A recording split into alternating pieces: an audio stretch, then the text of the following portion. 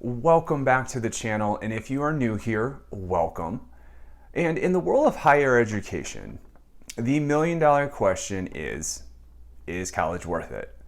And in fact, my very first video was answering the question, is college worth it? So in this video, what I want to do is take you through my experience reading the book that is titled, Is College Worth It? Written by William J. Bennett and David Wylsall.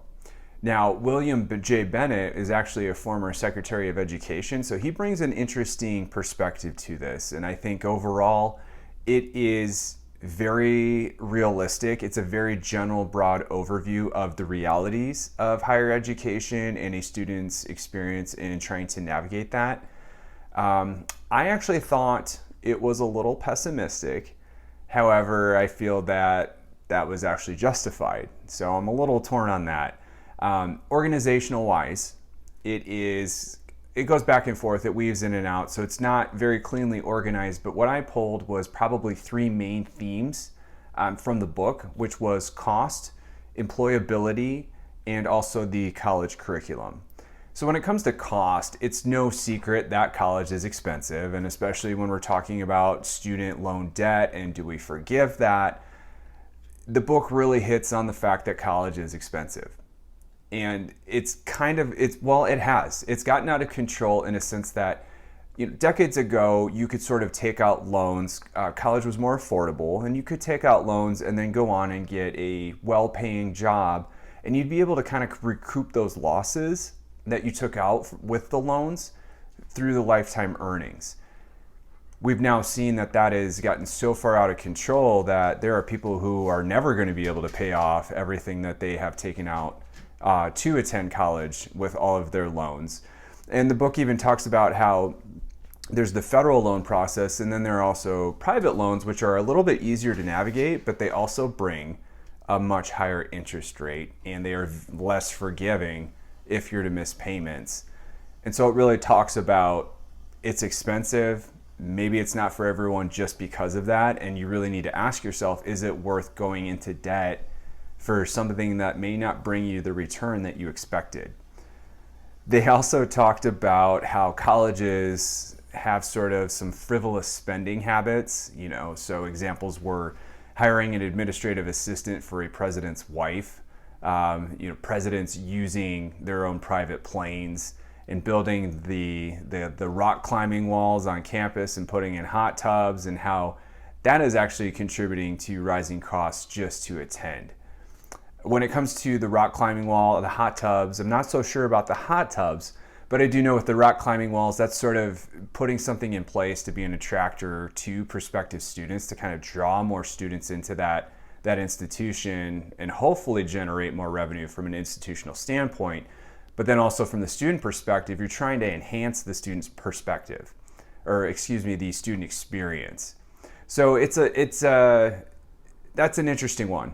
The private plane, the administrative assistant, I can understand that, but trying to enhance the amenities on campus, sometimes it gets out of control, but I can also understand why a lot of schools try to do that just to attract their students. With the second theme of employability, I thought this was probably the strongest theme throughout the book, and I thought the authors did a great job of laying out the idea that we need to look beyond a four-year education. We need to look at the trades and vocational schools, because the demand for blue-collar jobs is already high, and it's only going to increase even more. And what we need to do is what was suggested, is that we sort of weave in vocational training and exposure in the K-12 curriculum, which I thought was a really good idea. I know, and the authors did kind of cite this, that Europe sort of does this. But what I found personally in my life is I like tinkering with hands-on projects, and I seem to have an aptitude for fixing plumbing. So had I been exposed to this 20 years ago, would I be a plumber? And so that's where I sort of see the value in, yes, we should be exposing it through K through 12 to any and all possibilities for careers, and not just limiting to a college degree. Because what we've sort of done as a society is we've sold everyone on the idea that the college degree is the only way, and if you don't go to college, then you're perceived as a failure. And we know that is not the case at all. And what I also appreciate too about the authors is that they recommended going to the service academies because that kind of provides free tuition in exchange for military service. But they also offered or really talked about military service as a career option in providing life skills. And I have not seen many people talk about that in terms of post-secondary education options. So that was interesting too in the book. The authors did talk about what they recommended was you need to pick a degree that's probably going to lead to employability. And to back up that claim, they talked about how STEM degrees are lucrative, and that's all the rage now. They said most want to pick degrees that are based on intellectual growth or because it's interesting. So examples would be like anthropology or French literature. And they were kind of implying that that's not really going to lead to a high-paying job. Salary aside, I disagree with them on this one. And I think what's happening is they're kind of falling in line with this thought that, well, we need to pump out a lot of STEM graduates because we need to catch up, we need to fill these tech jobs, and it's also attractive because it pays well. But not everyone is suited for a STEM career, and it's also very focused in a technical and hard skill. I would argue, and this is sort of the traditional argument of STEM versus liberal arts, the anthropology and the French literature majors, they're developing those soft skills that are still in demand and will always be in demand in the workplace. What they're doing is they're honing their ability to read and write and articulate their thoughts and think critically and communicate that to others. And that is not going away in the workplace. Will that lead to a six-figure job? Most likely not. But I wouldn't completely dismiss those sorts of degrees as you're not going to get a job. Because what is also happening is degrees can get you in the door. STEM degrees or very specialized degrees like chemical engineering or chemistry, if you want to work in that field, those degrees lead to those industries. With the liberal arts, there's a little bit more flexibility. So with the French literature degree, you're not just limited to becoming a teacher or a historian. There are some other jobs that you can sort of get your foot in the door and get introduced. So you could work for an insurance company, a bank. You could even go into higher education on an administrative side where you're getting employed, but then through the actual work experience, you're starting to grow and develop and really refine those hard skills that can start to set yourself up for a lifetime career. And it was just the bachelor's degree itself that allowed that to happen. So this is where I would argue that maybe we shouldn't discriminate when it comes to degrees and really sort of look at what's best for us and also what truthfully the job outlook is. And the authors talk about that, and I'll get to that a little later. What was interesting was when they talked about the college curriculum.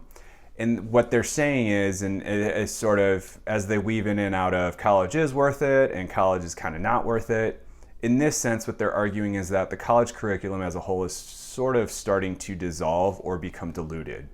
And their example was for a lot of degrees, you don't need US history as a requirement to graduate. And they're saying if you're going to go and be a productive member of US society, you should probably take a class in US history. Whereas in place of that, a lot of schools are offering electives such as classes about Lady Gaga and Harry Potter and studying dogs just for fun. And so what they're saying is that as these degrees sort of build and you offer these electives and it becomes sort of a mix and match and choose your own interest, that maybe you're not really getting the education that was advertised to you, and you're not able to walk away with very many tangible skills or sort of a knowledge that this degree should have prepared you to be able to do once you enter the workplace. So overall, I think the best statement in this book is when they said, college is not for everyone, and not every college is the right choice. I think that is the most honest statement I have heard. And I fully support, as someone who works in higher education, I fully support the idea that college is not for everyone. And it doesn't have to be. And if you don't go to college, that doesn't mean you're a failure. I think we really need to scrub that from our minds because you can go and get a vocational degree, you can enter the military, you can do a lot of things without a 4-year degree and become very successful. So I'm really glad the authors honed in on that and emphasized that. I also appreciated how they said not every college is the right choice. They sort of talked about how some schools are prestigious, but they're also very expensive, and technically they might not get you the high-paying job with that prestige, but then sometimes they might. And so they sort of looked at data. So you really kind of need to read the book and really dive into that data to see. I didn't think there was really any significant trend one way or the other, which I think further complicates things when you're looking at, do I go to Cornell or do I go to the public university that's right down the street from me because it's cheaper? What do I do? So at the end of the book, it's sort of an appendix. They actually provided 12 scenarios for students to navigate. So they would put these scenarios like, you have this background, you have this sort of GPA in high school, you got into these schools, this is sort of what you can afford to do, here's what you really should do. Great stuff. I think it was really great. It was a really good tool to guide the decision-making process. And they've also laid out some key steps when looking at a college. And they said, look at what does the cost of attendance look like, and also be thoughtful of student loans. They emphasize that that should be a last resort. So even if it means going to a community college or living at home, do everything you can to minimize your cost instead of just trying to take out $100,000 in loans just to go to the school of your dreams, live on campus, and then also use that money for stuff on the side. They also emphasize getting a good education. And what they meant by that is don't just go to class and expect a piece of paper and then call that a degree. They encourage you to dive into those classes, dive into the content, make friends, get to know your faculty and the like-minded people, surround yourself with those sorts of people, and really get the essence of that education and that content and that knowledge and really grow as a person, because then you're able to walk away with something other than just a piece of paper. You're able to actually articulate and speak to all the things that you studied, and you know how that will relate to the world and the workplace. And that is how you get a quality education. And not everyone does that. And then they also caution you to set your expectations, to temper your expectations, which was another solid statement where they said a degree does not guarantee a high-paying job, nor does a degree guarantee a job at all. So just because you go to a Ivy League school, it may guarantee a job, but it may not guarantee a 6-figure job. So don't base your decision off of what you think the job is going to be afterwards and what it's going to pay, because a lot of that will depend on the decisions that you make while you're a student. So if there's one audience that would truly benefit from this book, I think it is parents and guardians of prospective students. I think the authors lay out the truth. I think it's realistic, it's honest, and they give you both sides of the argument in saying college probably isn't worth it depending on who you are, and college can be worth it depending on who you are. So what I love the most is that they put it all out there and they left it to you to decide. So definitely check this out if there is a prospective student in your family. I think you would really learn a lot, and it would start to help you formulate some questions that you may want to ask when you start to visit schools or meet with college recruiters. So, as always, I love doing these book reviews. If there is a book that you recommend that I review, please let me know in the comments. And if you want to continue to see more book reviews and hear more about what people are saying about higher education, don't forget to hit subscribe. And as always, I will catch you in the next one.